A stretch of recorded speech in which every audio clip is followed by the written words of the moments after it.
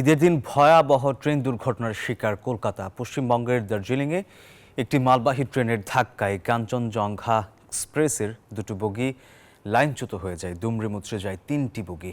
এই ঘটনায় 3 রেল কর্মকর্তা সহ অন্তত 17 জন নিহত এবং আহত হয়েছেন প্রায় অর্ধশত মানুষ। দুর্ঘটনার পেছনের কারণ খতিয়ে দেখছে রেল কর্তৃপক্ষ। ভারতের প্রধানমন্ত্রী নরেন্দ্র মোদী এই দুর্ঘটনার জন্য নিহতদের জন্য শোক প্রকাশের পাশাপাশি পরিবারের জন্য ক্ষতিপূরণ ঘোষণা করেছেন।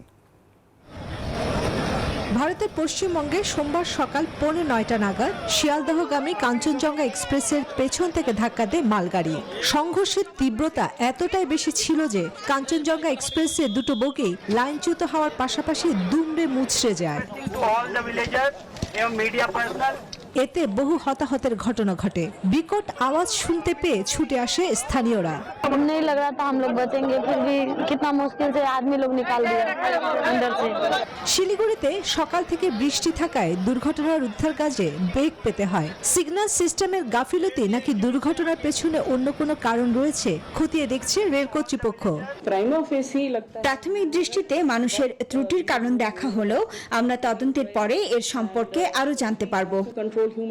প্রধানমন্ত্রী নরেন্দ্র মোদী কাঞ্চনজঙ্ঘা এক্সপ্রেসের দুর্ঘটনায় প্রাণহানির জন্য শোক প্রকাশের পাশাপাশি ক্ষতিপূরণ ঘোষণা করেছেন। যাদের মৃত্যু হয়েছে তাদের পরিবারকে 2 লক্ষ টাকা এবং আহতদের 50,000 টাকা করে ক্ষতিপূরণ দেওয়া হবে বলে জানিয়েছে তার দপ্তর।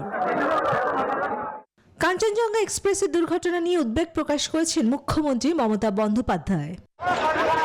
গত বছর উড়িষ্যার ভয়ঙ্কর রেল দুর্ঘটনায় প্রায় 4 শতাধিকের বেশি মানুষের মৃত্যু হয়েছিল। চন্দ্রানী চন্দ্রা, নিউজ 24।